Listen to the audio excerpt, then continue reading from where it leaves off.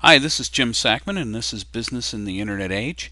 And I really want to talk today about our theme of the three P's of business, which are products, process, and people. And this week I want to focus on process and business processes. And what are these? These are the ways we go about doing our business. How do you fulfill the products and services that you send to customers? Now, these are really important for the health of a business along the medium term. Not immediately, not 5 years from now, but in sort of that 1 to 3 year time frame. And why is that?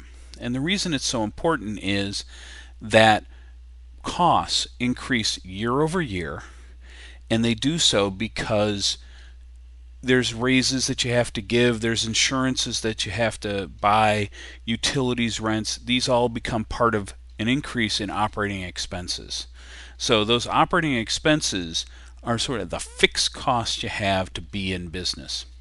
So we used to talk about this a lot when I was an executive at AFC. Now let me give you a model of a company.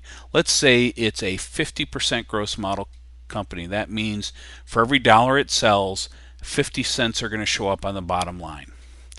Now, if you have a 7% operating expense raise each year, revenue actually grows 14% to compensate that. So double that because of the 50% gross margin, and that's what your revenue needs to go up. Well, 15% revenue growth year over year just to remain at the same profit point is an awful lot of work. So the reason to work on business processes is your goal is to reduce operating expenses to deliver your products and services at the level you're at. So every percent you can take out of operating percent is 2% you don't have to get in revenue. So let me use a simple example of something that you may wish to consider. And this is just one example, and then I'm going to go more detail into this next week, which is calendaring. So many businesses schedule appointments with customers.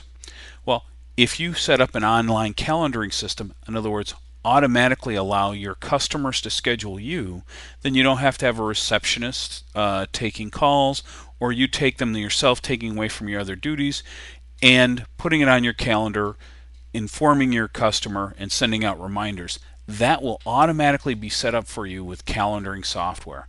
And it allows people to self-book, and they can do it at off-hour times. So suppose somebody's thinking at night and they're talking to their spouse and they decide they want to talk to an estate attorney. Well, hey, if they could book online, then they don't have to wait till the next day to book an appointment with you. They can do it right there when they want. And it's available 24/7 to book. They don't have to call you, they don't have to talk to you, don't have to have somebody manning the phones.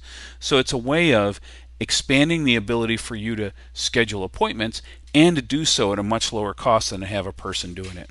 So that's the way to think about these kind of business processes as you develop your business going forward. And I hope that helps, and we'll talk about more about this next week. So this is Jim Sackman, Focal Point. Change your business, change your life.